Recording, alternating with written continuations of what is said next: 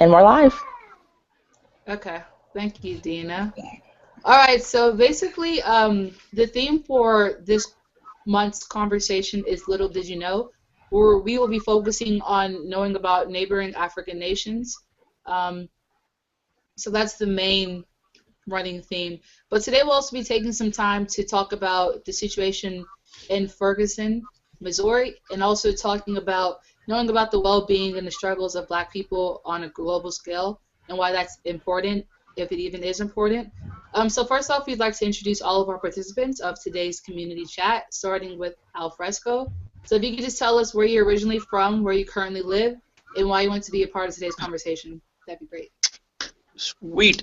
Hey everybody. My name is Alfresco, born and raised in Zambia. I am currently a master's student at Texas A&M pursuing my degree in Africana philosophy. I'm also a columnist with Ezibota, and yeah, looking forward to the conversation as it ensues. Thank you. Guled? Hi, I'm Guled. I'm Ethio-Somali, and I live in New York. And I'm in my senior year of college up here in upstate New York, studying history. And I'm here to also talk about the Mike Brown situation and talk about like Africa and African issues. I'll just go like that. I'm Mildred. You can call me Millie. I'm from Tanzania, and I also go to the same college Guled goes, and I live with him. We're housemates. And I'm currently in my final year finishing my degree in biology and chemistry. And yeah, I was a bystander for the last community chat, so I thought this time I joined in. Yay! Vincent? My name is Vincent Chukwemeka, originally from Nigeria. Was born and raised in Cameroon. I'm in Des Moines, Iowa right now, and I'm here because I've experienced, what I'm sure, I know maybe it's not to that intensity, but I've had those few moments when what was Mike Brown thinking when that guy had his gun pointed towards him, that same situation, find myself someday. Was not pleasant, but I'm here to actually understand basically, what do people like me think about it, and that's why I'm here. So. Okay, thank you, Vincent. And Umu, can you hear us? She with us? Yeah. I don't know if she can hear us. She's on mute. I don't think she can. Oh, there she is. We think you're on mute. Yeah, there's mute, and then you unmute. Are you there? Yeah, she is, but I think she's on mute. We can't hear her. Maybe it's on our end. No. She can hear us. Yeah, maybe it's on our end. Try without the headphones. We'll try to get you. Try without the headphones. I don't know. Yeah. Yeah. Was that her or is that Mildred? That was me. That was Mildred. Oh. Okay.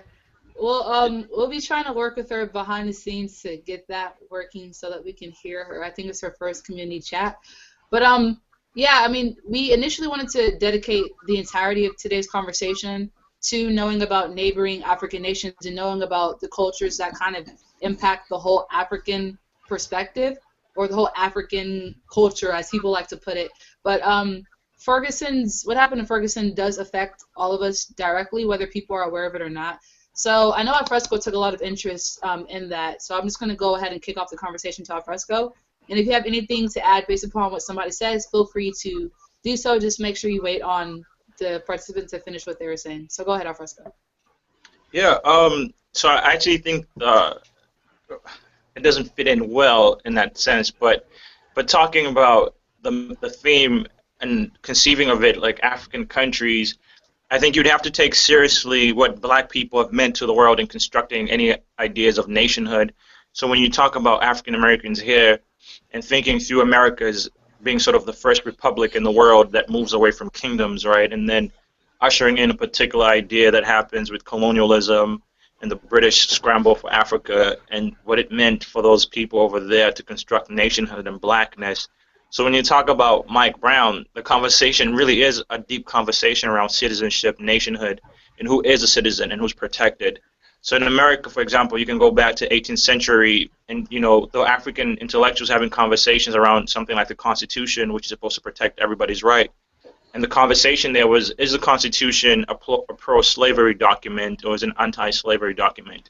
And that was important because that was one way to think through what it means to have legal backing for black people, right? So are black people worthy of a legal construction that protects them from violence, whether it's police violence, whether it's communal violence or governmental violence? So when you see a Mike Brown situation, right, it's crazy because it happens at the same time when Obama is pushing immigration laws. The problem there that happens is black people have never been seen as citizens in this country. Any idea of citizenship is always predicated on the law. So the construction of African Americans as a citizen group happens with the 13th, 14th, and 15th Amendment. And so anytime you put people through legal codes, the government can always dictate how to use those codes against those people.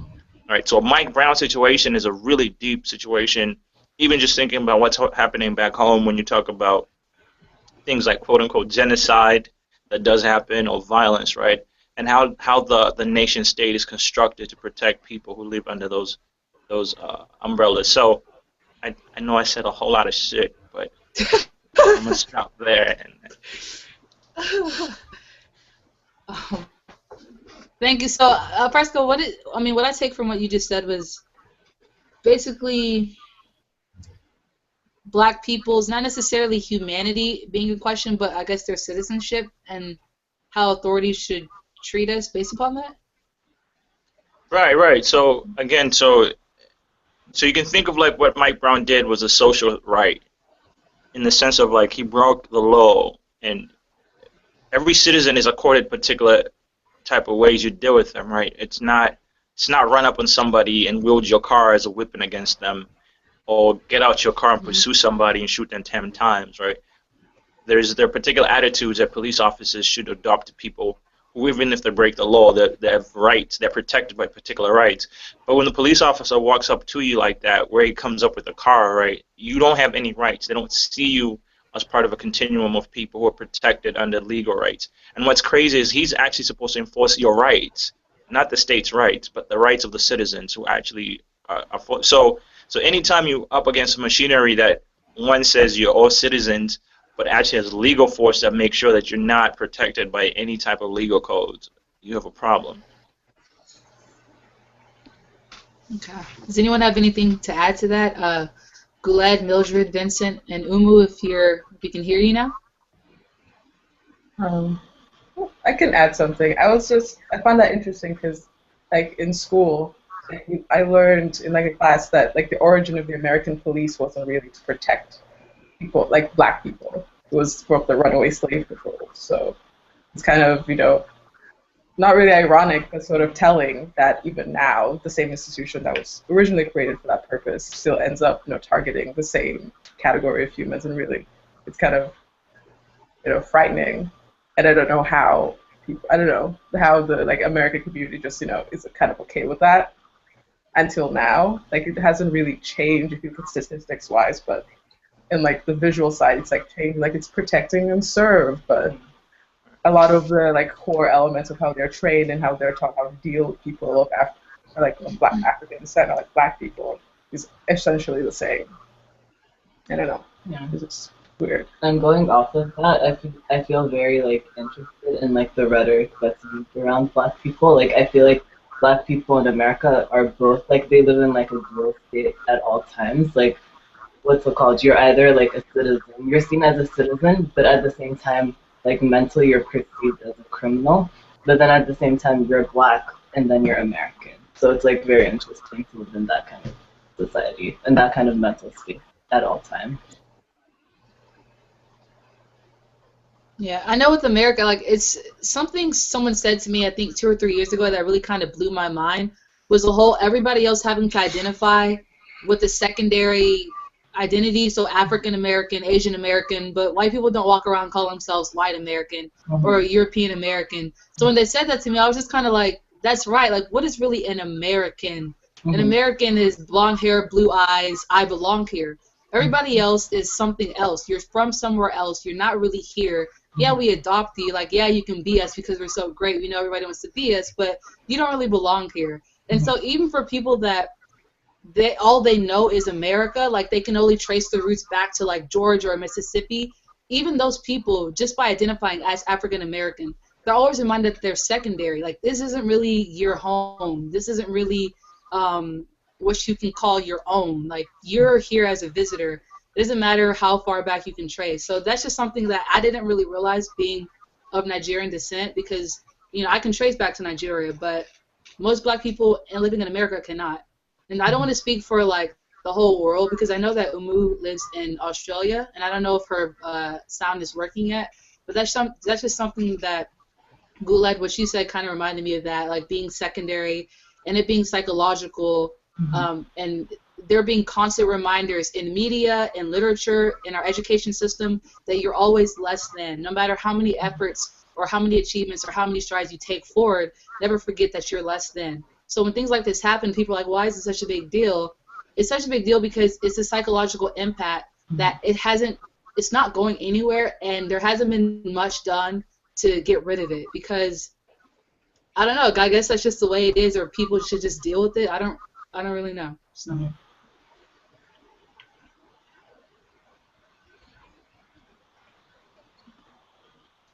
Vincent? Oh, no, I'm just saying, can she hear us? I don't know if she can we can't still hear her. Oh, sorry. No, I was going to let her talk first, but Alfresco said something very important about nation state, and nationhood. And what I always think about America is like, I mean, from when I started learning history itself, the first thing that came to my, when I was kind of surprised was the fact that before, like what Alfresco said, before there were states, before there were republics, before there were federations, there were nations. Now, nations were formed by people of a particular cultural identity. So, for example, there was the Igbo nation, there was a Yoruba nation, there was nations of people in different countries. There was the Bakuri nation in Cameroon, there was the Douala nation in Cameroon, there was the Mongol nation in Congo. You understand? It's these nations that form everything, and the nation that was made in America was the I think I'm going to say it politically very, very incorrect. Indian Americans. You understand? Those people are the nation who were in America. Every other person came into America to form the nation state.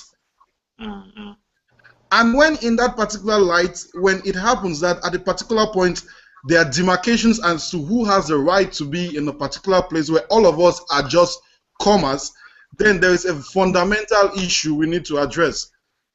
It is, to me, sometimes I want to look at it over color. I want to look at it over a particular, common prism.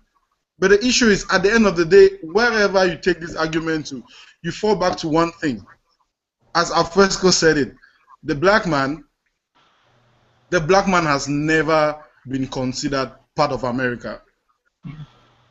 And it is something which it is kind of baffling. It's really, really surprising, because if you think about it, wherever America is today was because black bodies lay dying or died for it. Wherever they stand today is because people stood with them to fight for them to have independence. Now, what did they say? They said the British were trying to take over the place. They said, oh, these kingdom people are coming together and stuff. You understand? Let's kick them out. They kicked them out with the help of black people, and black bodies died.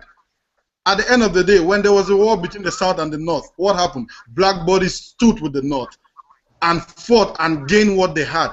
And with time, it has actually come to this stage where everything you think about America has to actually be somewhat black.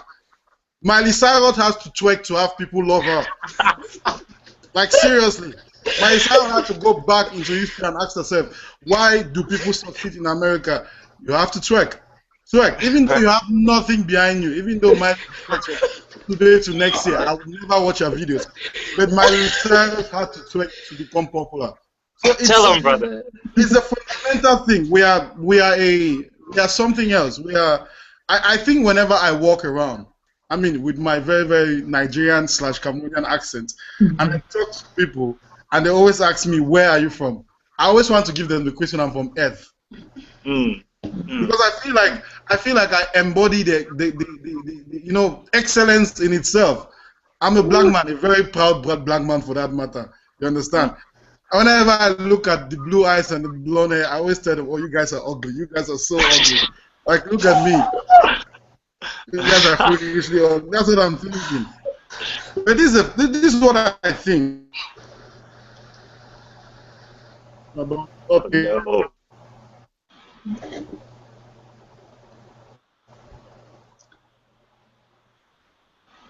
Is his feet? Hello? Oh, Oh, his feet. no. Oh, I Illuminati's know. watching I first that. go run That's for what office someday. I'm going to vote for you. Okay. Yeah, okay. Okay. Okay, so I think Umu, People make a first go choose. Umu, is your sound working now? We got word that no, not yet. Oh, She may want to yes. like come in again. I think I heard her. I think I heard her a little bit. Oh, she Turn your froze. volume up. Is a volume up? Sounded like an angel in the distance. I don't know though if that was her, or if heaven was agreeing with Vincent. But yeah, Vincent, those are great points. So I think the question that I have is like, do you? And this also might be naive. It might be like a weird question to ask, but do you ever see there being a difference, like from where we currently are? People are protesting, people are marching, people are upset, they're vocalizing their anguish. Can you envision an America or even a world, because this isn't just an American issue, it's a global issue, but can you envision a world where black people are given rights or are seen as humans or are seen as equal and not secondary? Like, how long do you think it would take? 10, 15, 20, 30? 50? What do you think? And what will it take if that's the case? Like, what's the difference between today, where we have Mike Browns, I don't know. and that time? I don't know. You know, I would, in this case, for everybody who's a Christian in this chat or is watching this YouTube, I'm very sorry. I'm going to go against my own Christian beliefs right now. In my mind, I think sometimes, as one very, very wise person once said, religion is like the opium of the people. It's a thing that drains you psychologically. It puts you in a particular process. It kind of processes your thoughts. That is what I believe. But then let me come back to what you asked. It's people may need to move away from just believing what religion tells them to what religion plus what they are or what they are made of tells them. So one thing which I know is that with time, you understand, with time, things are going to get better. With time, someday, I mean, obviously, Martin Luther did achieve his dream. You know, me, you, we have white friends, and we are playing down hills. That's cool, you understand? But what if we start dreaming that someday those kids will see our kids as being the same as them, you understand? And all of that takes from, you know, we as a people identify our own issues and try to solve them first. You understand? And I'm sure somebody like Alfresco, and if you need to, Alfresco's page on Facebook needs to have like a blog sometimes, because there's so many things to learn from it. And I always go there, I'm like, okay, I'm bored, let me go and read something from Alfresco, you understand? But this is the thing. You always find really, really interesting things being said by different people. I'm sure there are others. I've read things from Will, I've read things from Chichi, I've read things from Tina. And it's always identifying one thing. These are educated black people in America. And you guys are big brothers, big sisters to younger people. And what I'm thinking is, let's just focus on the African community or the black community in America. Can we make it work? Can we make people to graduate more from high school? Can we make more people to go to college and get a good education? Can we make more people to think that they don't need the government to actually survive? Can we make more people to think that they could start businesses like Ezibota and it would work? Can we make more young people from the black community to realize that when you get up in the morning and you say that, oh, I could actually beatbox, I could sing, I could do this, can you market it? Can you brand yourself? Can you make yourself better? That's the question you need to ask yourself. That's what we need to be telling the younger ones. Because whenever we tell them that, oh, put on Jordans and you are good. Whenever you tell them that, put on, you know, all of those nice things and you look cute. It does look cute. It's wonderful. Black people in clothes and in every nice thing look wonderful. Black man, even when we're wearing leaves, we look wonderful. That's why the white man came. You understand? But the thing is, we need to go beyond the generational issue. Oh, we are mad that they are discriminating. Yeah, we are mad. But equally, how can we help that little brother who wants to go to college?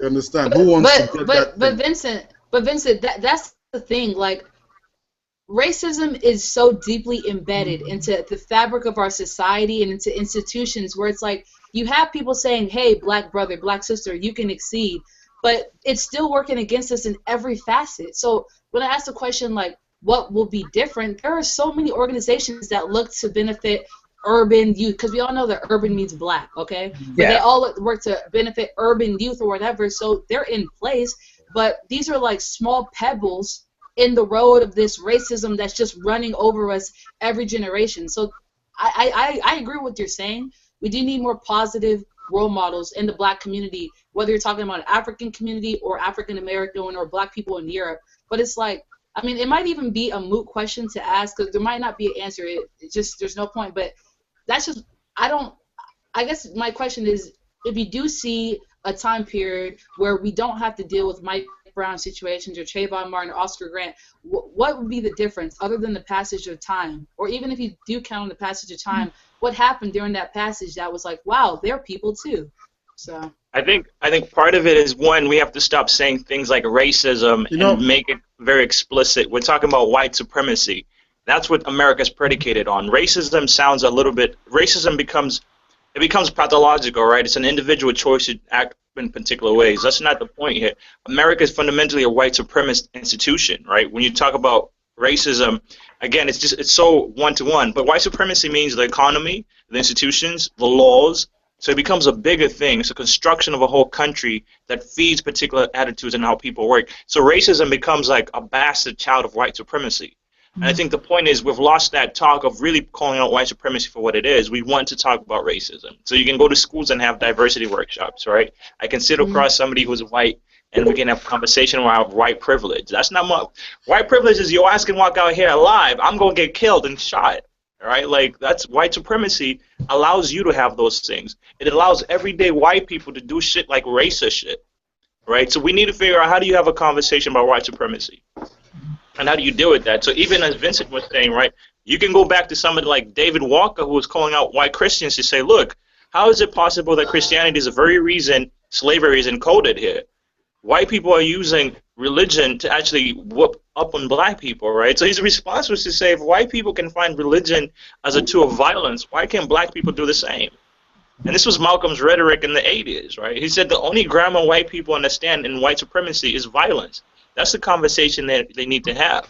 So anytime you have citizens who are white who can enact any type of violence on black and colored folk, right, and then you tell black folk to be peaceful, be nonviolent, what are we talking about? How is it possible that one populace of a country can have legal recourse to actually use violence and everybody else can't use violence? So the conversation becomes one of that, right? So how does white supremacy always create these avenues for white people to do racist shit and always impede on everybody else?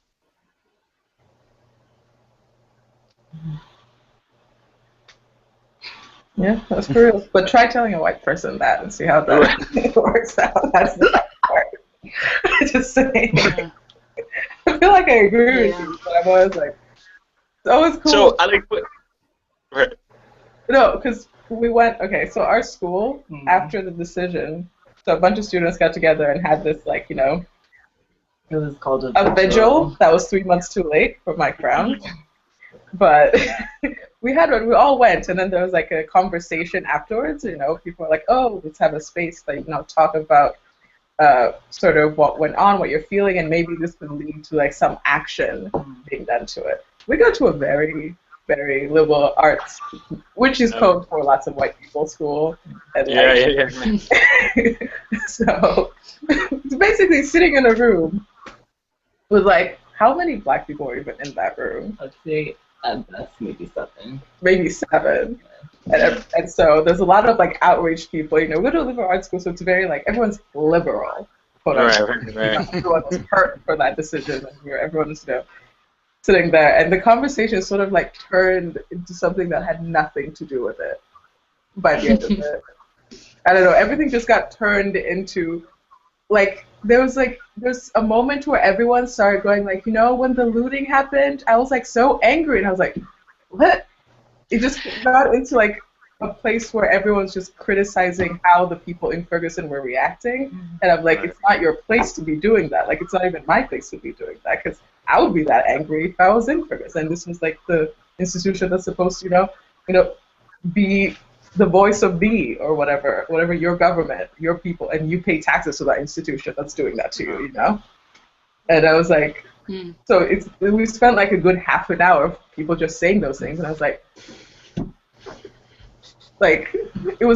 it's very hard to like in a voice of like sort of like that outnumbered masses to try and be like, but seriously, we like diverted from the actual point of the situation, which was the actual murder of an unarmed 18-year-old boy, and the guy just walked scot-free, basically. And it's interesting, but like I agree with you, and I'm always like, but then how do you bring up that conversation in an area like that? And you're like, when it's kind of like, yeah. Right.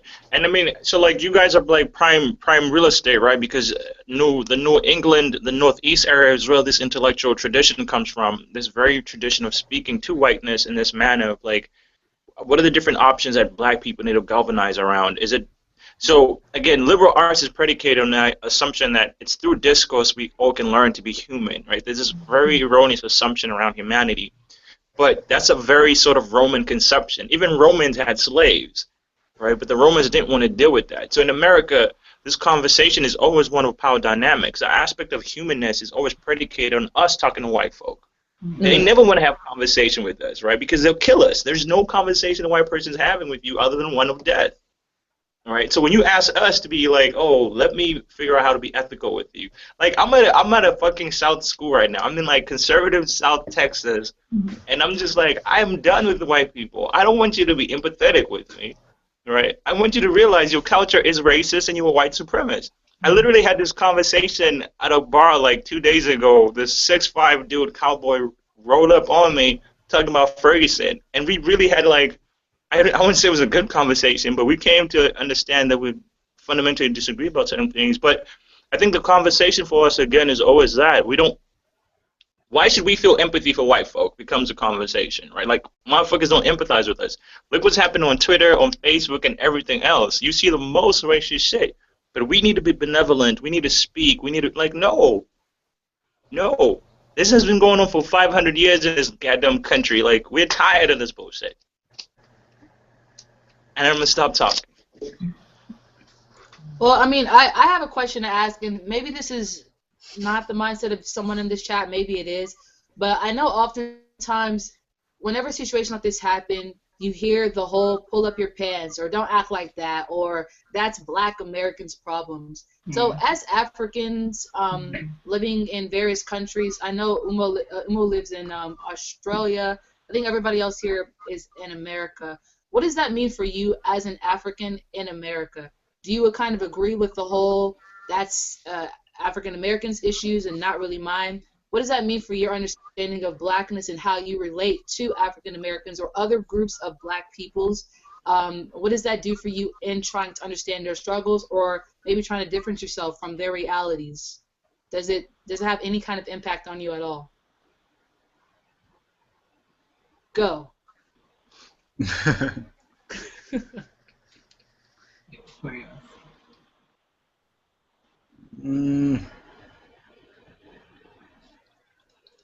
Google wants to say Oh, something. I'm sorry. Yeah, I see it in his eyes. I'm sorry. No, it's because I was having this conversation with my parents yesterday, basically. So I was Skyping them and like I was telling them about what was happening here. My parents both live in Ethiopia currently. So like I feel like I grew up around this culture of like othering the African American experience and then like othering ourselves from it. Like so what's it called? I always grew up like around a culture that was like African Americans are like this, like you shouldn't be like them. And then it wasn't until I came to this country and like I learned like I was taught to be black in this country. I mean, I understood that I was black, but then in this country, like it's an identity that's like forced upon you. Like now, I'm like we're all black, so like trying to explain to my parents that like it's a common struggle is like one that like is so difficult. So I don't know how to like explain to people back or like African communities even in this country that like that the struggle is one of like all black people that like othering yourself from African Americans isn't something that's going to be beneficial to us as a whole.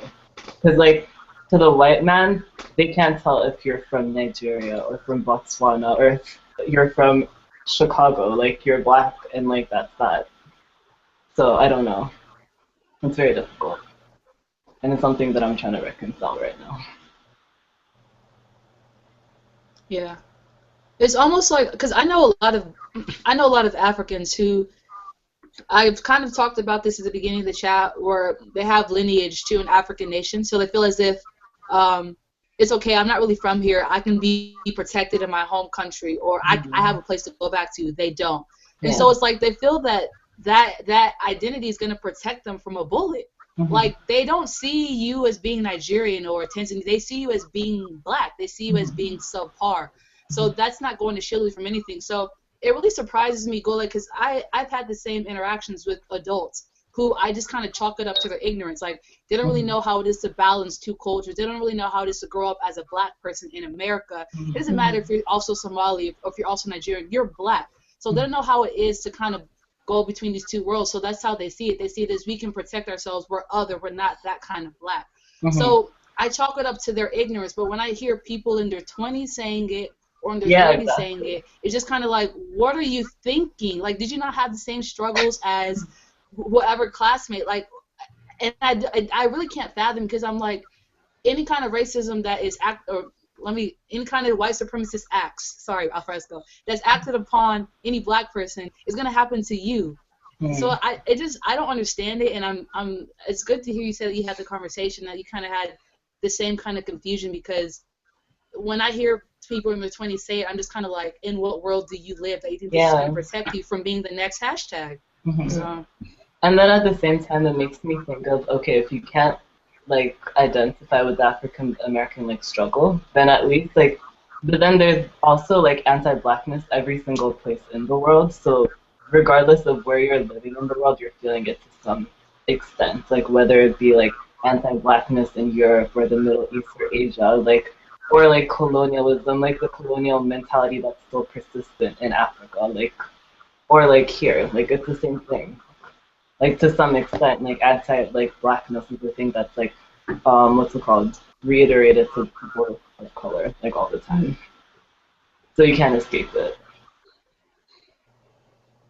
And I think you use a phrase that not a lot of people are aware of or they're not really well versed in, anti-blackness. I don't think, I mean, for me, I would have never heard about that if I didn't have a Tumblr, to be honest. So can you kind of like explain what you mean by anti-blackness and what that whole concept is? I don't know, like I'm not like well versed in it, but I'm taking a class on like right now it's a lit class about Douglas and Du Bois.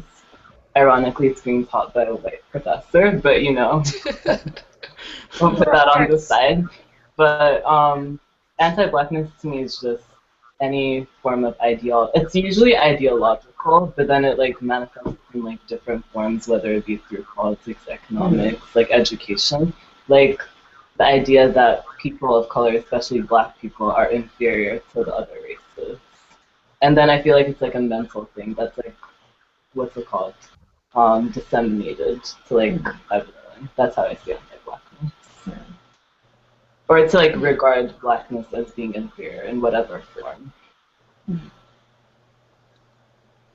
Yeah, I see it as like one of the like a performance of white supremacy against black people. So like it may not be like every culture can do it. It's not just white people, but it's always specific to like people of African descent. 'Cause African descent, people seemingly of African descent. Because I know there are people who actually look black and like people could confuse them of Africa, but they're like Aborigines from Australia or something.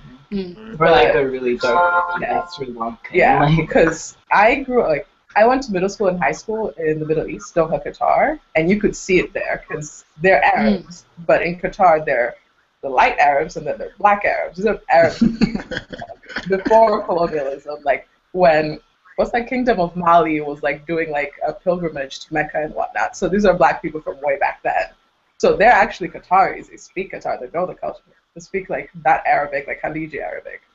But their society is like so different from like the light-skinned Arabs that live there. And it's like, but they're both Qatari. Like they both have the citizenship and the power, but the people in power, it's a monarchy. So it is like the lighter Qataris. But it's always like, I didn't realize they existed until I lived there. And then when you live there, you're like, oh, but they don't intermarry. Why? Because they don't like the blacks. And like, that's like told to you like flat out. Like, oh, you should know this. It's like kind of something that's like, in many cultures, like taken, not for granted, but like taken as status quo. Like, what? Like even back home was like, what? Don't want to be lighter? What's wrong with you? Right. Yeah, something like that. I guess sort of show an example of how I sort of saw it in life, and like in how it lived. You guys should ask your professor to do some readings on Douglass when he was talking about the Civil War and he was asking all the white folk to go kill their youngins in the South. I think that's a real liberal arts education. You should ask him about Douglass's writings in the Civil War. I'll totally do that. Come Tuesday. Mildred, when you were talking about, I think you said living in Qatar. Qatar, yeah. Not Qatar, Qatar. Okay, Get it? Brand names and stuff. No, okay. no. Going in New York. No. But it kind of reminded me, but colorism definitely came to mind, and it's like stuff like colorism. They're just manifestations of white supremacy. Like, you know. I mean, I know I'm not at the top. I'm not as equal as white people, but as long as black people or somebody darker than me is at the bottom, then I'm okay. And I think that's what anti-blackness is to me. Just summed up in a sentence. It's like, you know, I'm not at the top, but as long as, you know, the darker people or, you know, the black people or the niggers or there's some kind of word and whatever they call us, slaves, whatever. As long as they're beneath me, then I'm okay. Then I won't be treated the worst. And I think that's how we can kind of take the whole Ferguson situation and apply it to a global scale because, no, they're not dealing with the exact same situations because their nations are, they develop differently. They're dealing with other issues. But when we actually had a theme on colorism, and it was just so interesting how so many people connected with it, whether they were in India, whether they're in an African nation, South America, whatever. People were just, it's the same thing. And I think it was in ignorance of my own that I didn't realize that it was on such a global scale. I was surprised by the number of Southeast Asians that, you know, kind of connected with what we were talking about. But that in of itself is a manifestation of anti-blackness. So I just felt the need to say that because it just kind of dawned on me like, yeah.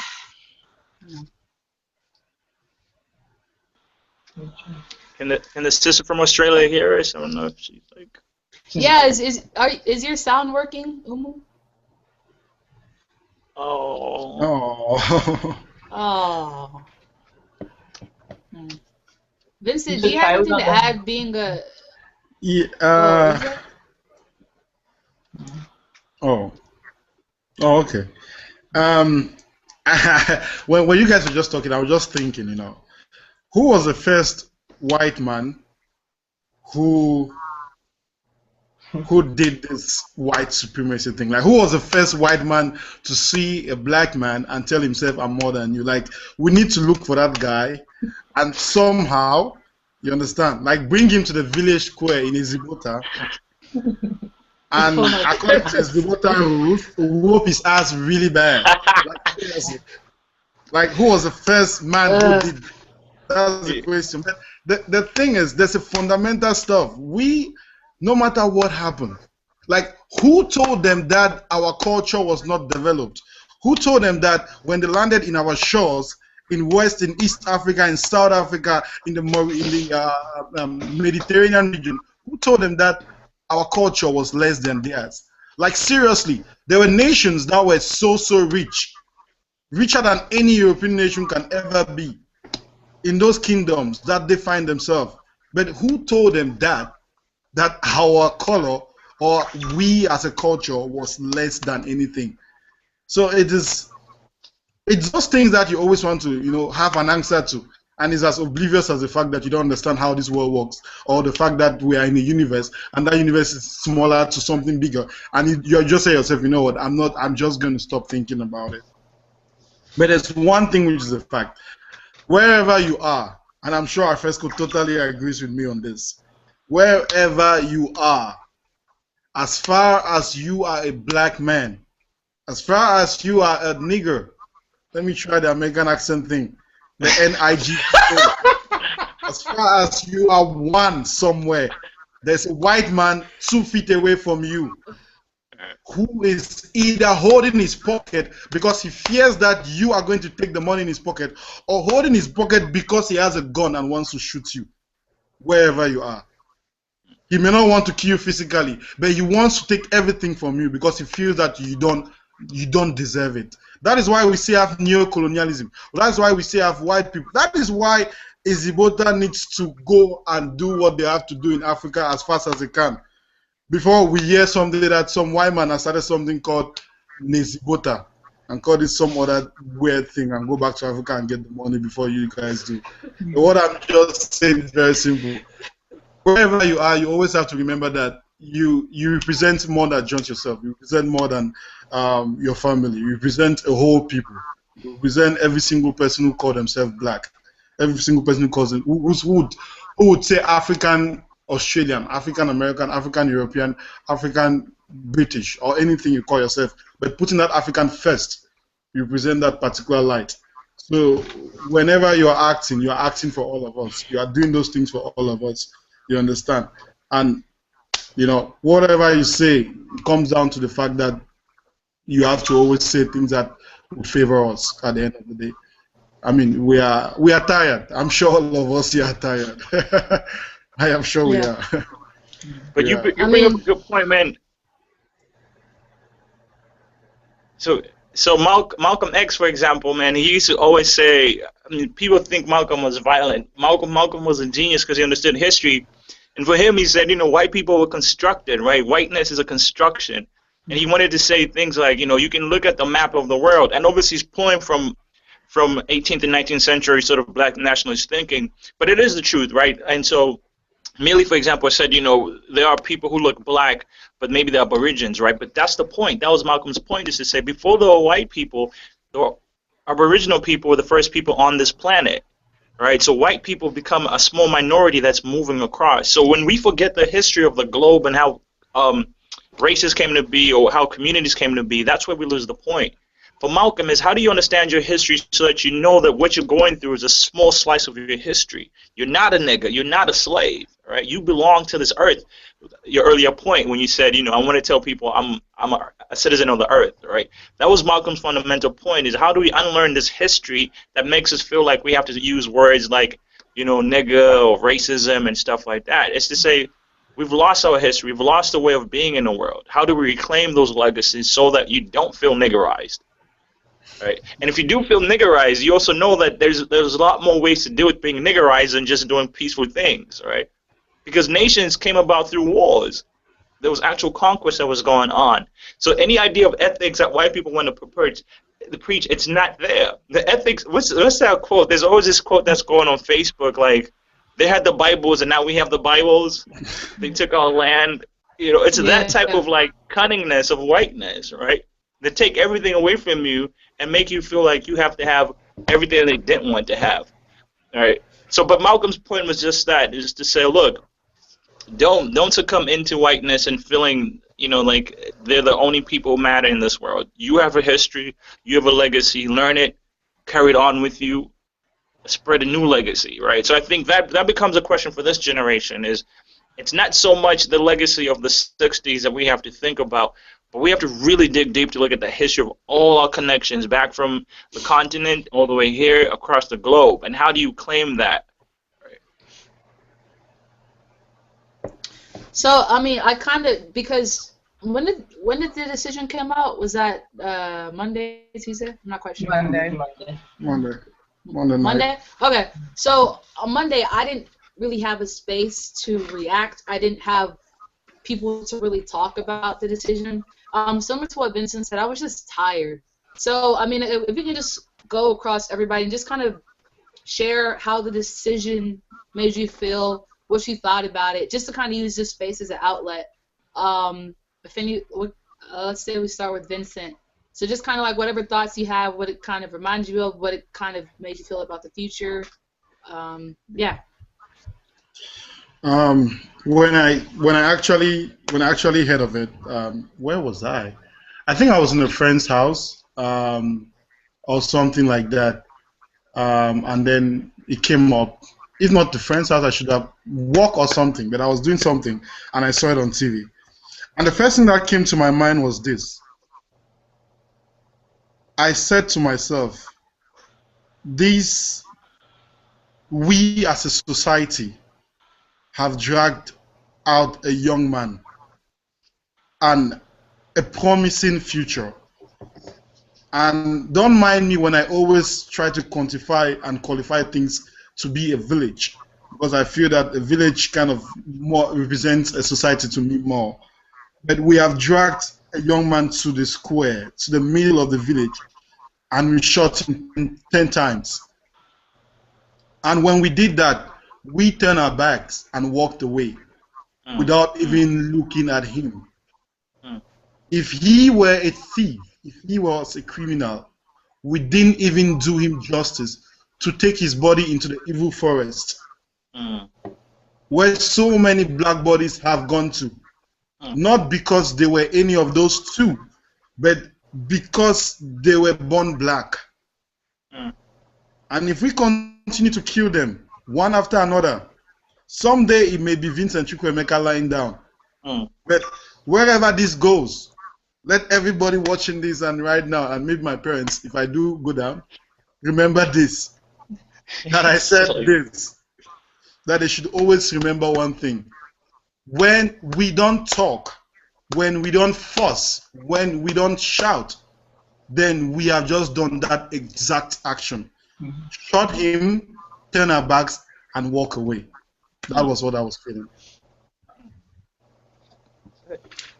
Thank you for that. Galut? Okay, so for me, I started off feeling angry, but I feel like anger is the thing that like most people who are black feel on a day-to-day basis to some extent. And then I feel like that moved into like feeling numb, and then I started to think of like how I as a person can move past my own daily like routine and like stuff that I have to do, and like how I can help in this case, and like how I can like actively participate in like helping the idea of like what black people are going through in this country. So I'm like very interested in like asking you guys like what do you think we can do to help like finding solutions to this problem, because I feel like I don't know. I feel like now I want to join the cause. I feel like this is like the moment, like my breaking point for like I need to move past my like own issues, like and my own daily routines, and join this cause and make this my life cause. Yeah.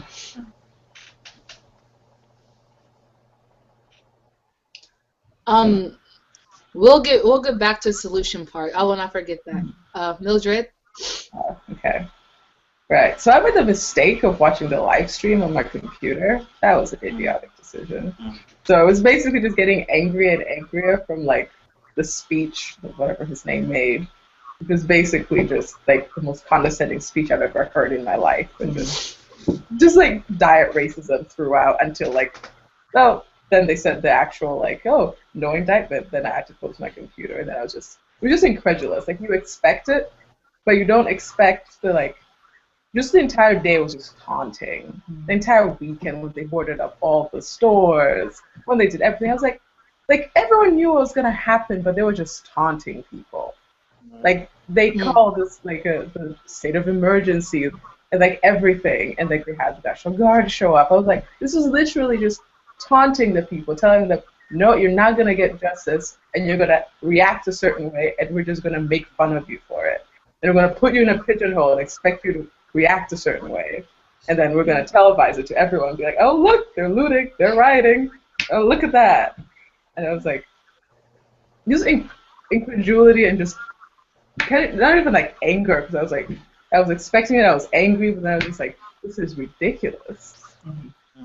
I just couldn't believe it, even though I knew it was gonna happen. But it was just like, so with that entire like 2 days of what was happening, and I was like, wow, it's really bad. I thought it was bad, but like, no, this is really bad. I don't know. It kind of put a lot of things in perspective, because I'm not like African American. I could sort of understand the history and as much as I could read about it, and I've only lived here since like the beginning of college, so my like experiences are really limited to like my college experiences, and those really, you don't really see the institutional racism as much as you would if you actually lived in like a mostly Black and Latino street. Like people who have those experiences from growing up here probably can tell more to how like the police and like the institutions and how they treat them. So I didn't really sort of have kind of like a vantage point, sort of put that in my head, and just like reading the news and watching the live stream is what like clicked on me, like, damn, this is really bad. Yeah, this is what I thought. Alfresco?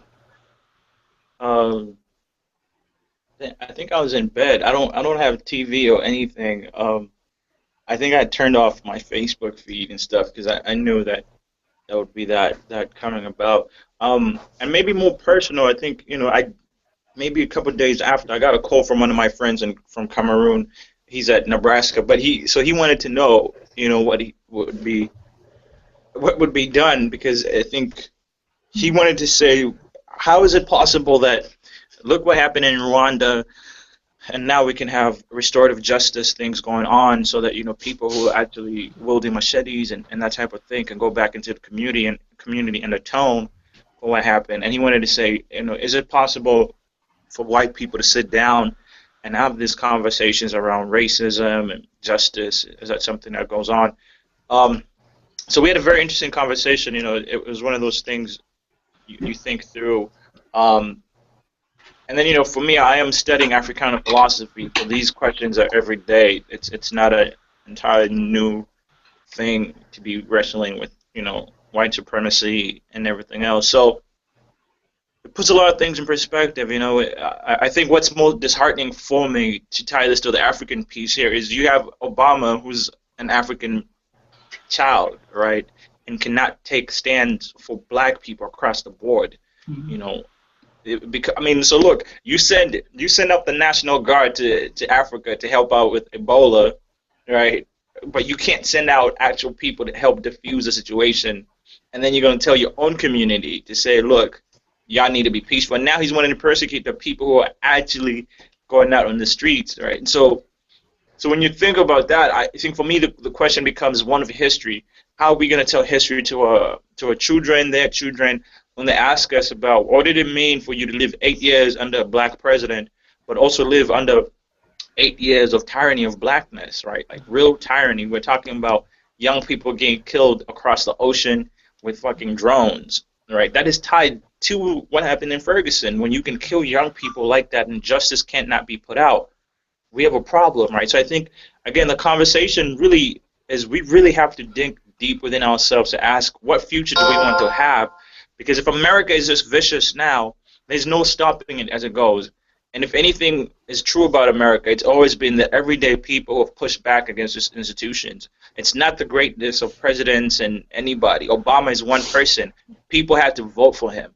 That's where America's power is. It's the everyday people who take a stand.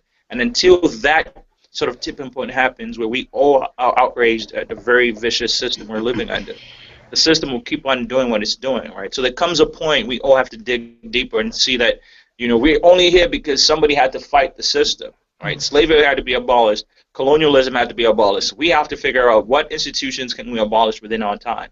We may not get to all of them, but if we focus our energy to say this system has to be done away with, right? We got to have those conversations, and that's why I was saying the conversation is a lot more fruitful for us when we have a focal point of white supremacy, because it makes it seem that it's a system. It's very systematic. We can actually point to institutions. You could point to slavery. Just the same when the civil rights, you could point to actual institutions. You could say the school system, the eateries, all these places are points we can pinpoint. So I think our generation has to figure out the mantle of what we want to abolish, how we get engaged. And the discourse can happen in different ways. We all don't have to be radical, right? Some of us will be conservative, some of us will be right in the middle, and some of us will be on the left. But the conversations and the activism has to happen. Thank you.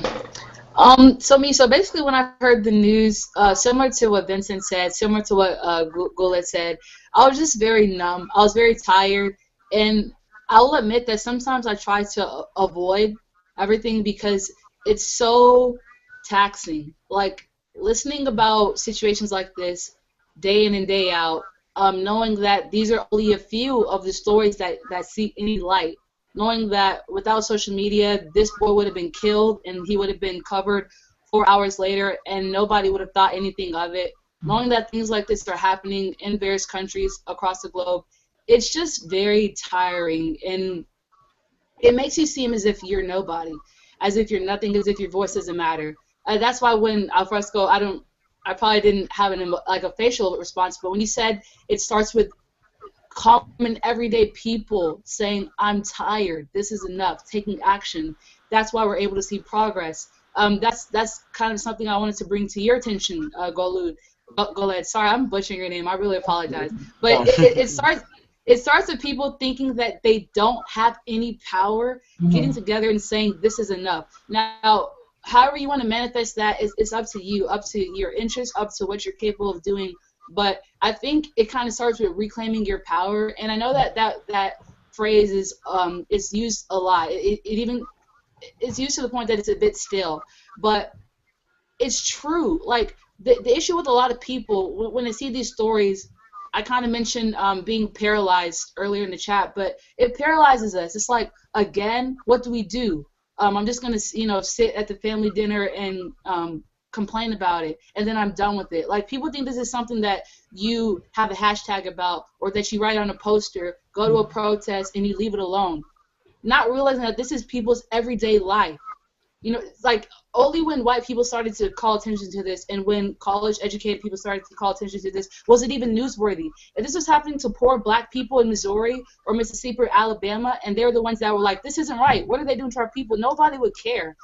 And I think facts like that are what really kind of scare me, and they frighten me, and they make me just feel overwhelmed, because kind of what Vincent said, it's not even that we're asking to be above anybody, or we're not asking for insane things. We're asking for humanity, and that's being denied to us on a day-to-day basis. And what Mildred said, we're being taunted because we're asking to be seen as humans, and there are over 200 protests across America asking for black people to be seen as human, and we're still not seeing that in our legal system, and we're still not seeing what Alfresco was talking about, white supremacy. We're still not seeing chinks in that armor, and it beats us down. So the most radical voices are getting quieter and quieter because we're so tired.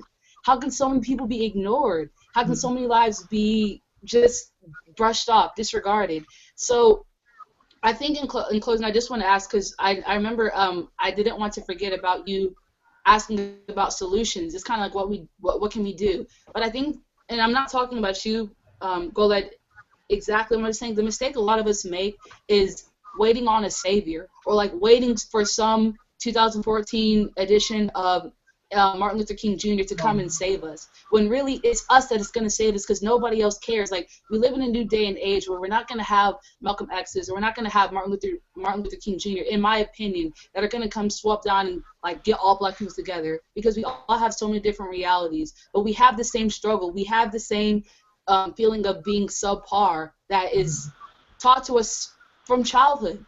So, I mean, Alfredo kind of already mentioned having conversations that pinpoint certain aspects of white supremacy that have been with us for so long that it's embedded into our psyches. But if anybody else has anything to add about solutions or about how we can make sure that our actions aren't done in vain and that they actually translate to something, to some kind of impact, you can feel free to add them now. I think Umu has a point. She wanted you to read her thing on the chat. Okay, so hi, I'm gonna read what Umu has written here. She said, I learned the decision the afternoon after it happened. I went on Tumblr and it was all over my dash. I remember feeling a shiver go through my body. I was shocked. I had already been so angry about the whole thing, but there was a little bit of hope in me. Like I thought they can't possibly not indict him. Like they just can't. It's just an obvious decision. And then when I learned that I was shattered. It was the last straw. Whatever hope or trust I had in white people and the systems they run is gone, and that's it. And the lack of information about it going on in Australian TV is angering. Like they were out here talking about the most mundane things on the news, and nobody on Facebook was talking about it. I felt alone in this anger, like I was the only one in Australia who was feeling this, and it's exhausting. Tumblr seems to be the only safe place for me when it comes to my blackness and having a community for that discourse and struggle.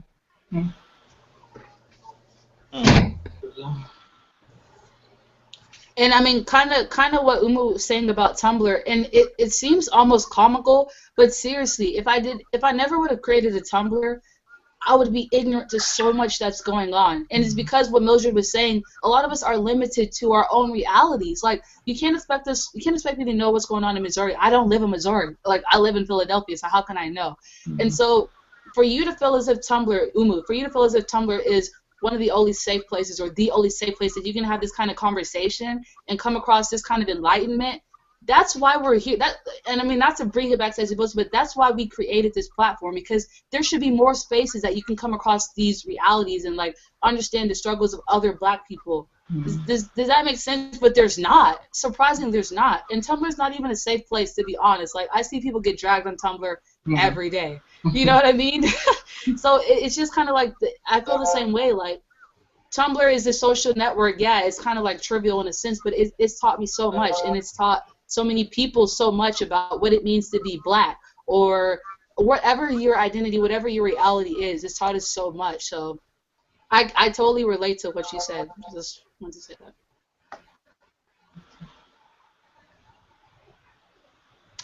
Sorry. So sorry, I had to read something on my phone. So I'm just gonna call each person, and if you have anything to add in closing before we officially close the chat, so just about anything you took from today's conversation, what you hope to see maybe from Ezibota moving forward, what you hope to see from, I guess, the Black community on a global scale moving forward, just anything like that. So we can go ahead and start with Guled.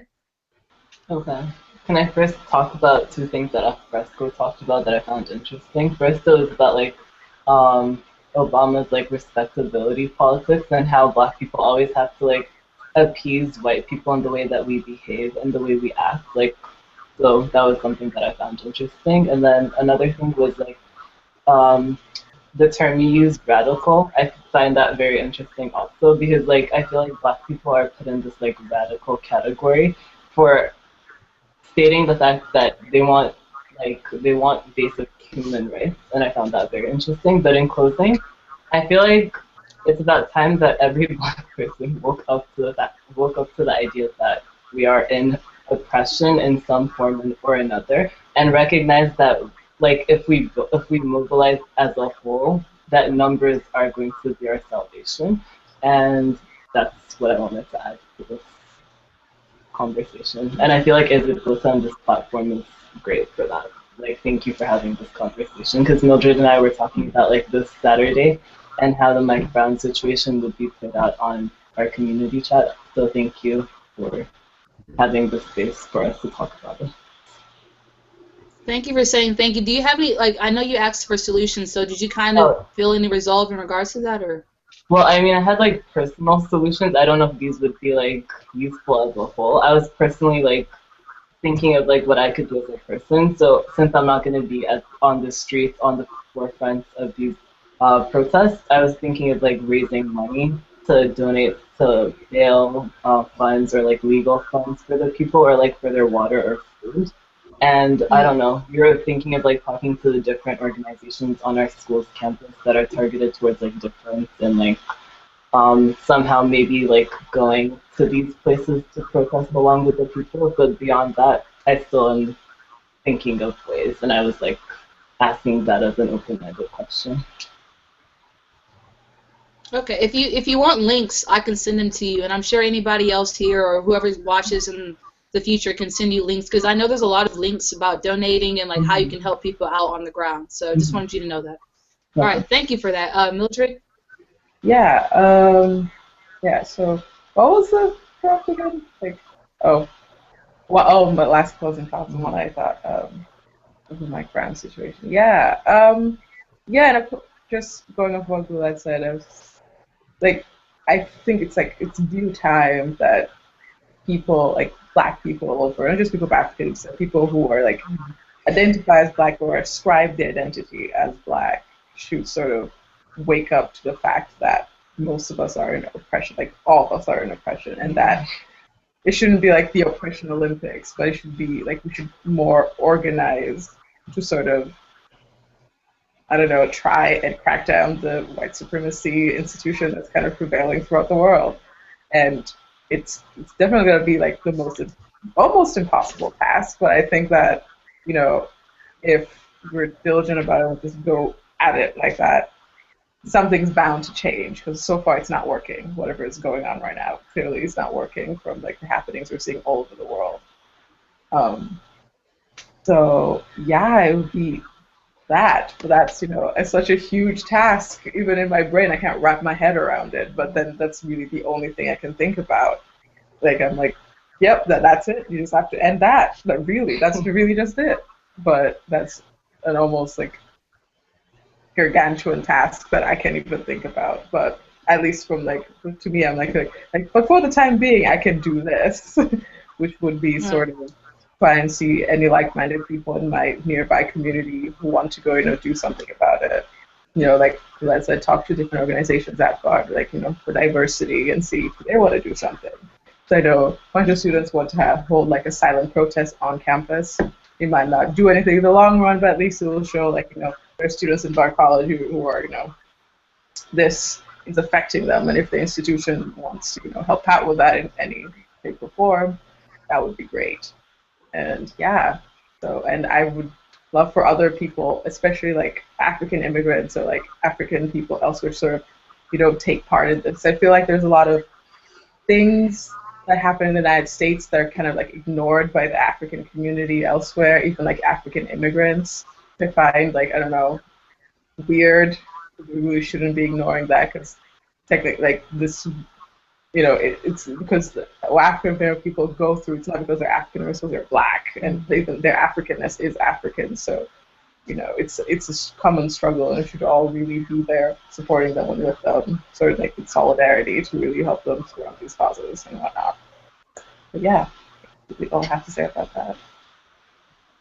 And just real quick, I thought it was really interesting what you said about, I guess, your experience of being Black in America. I don't know exactly what you said, but it being limited to your college experience. And Mm-hmm. that kind of aligns with our theme. Like, little did you know, like trying to educate ourselves, not on every single detail, but on the occurrences of our neighboring African nations and what's also happening to Black populations across the country to the best of our ability. Because I mean, you can't really fault, you don't know, you know what I mean? But I just want to challenge everybody in the chat and challenge people watching to try to learn as much as we can about the struggles and realities of Black people across the globe, because now you can see the outrage and now you can see why people react the way that they do, when issues like this pop up. So I just wanted to say that because that was really interesting, and I myself am probably ignorant to a lot of things that go on in the world, but it's because I haven't really done my due research. So yeah.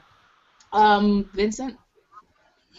Yeah, what I could take out today was that, and I hope I don't sound too dumb saying this, but the thing is,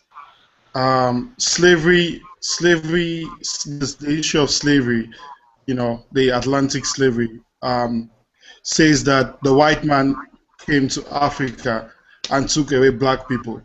But equally, the fact is that some of us, our ancestors, stayed back, and when they stayed back, that means they actually sold somebody to the white man. So some people came to America because my ancestors sold somebody. There was a beef somewhere, and one of my ancestors, sold somebody off.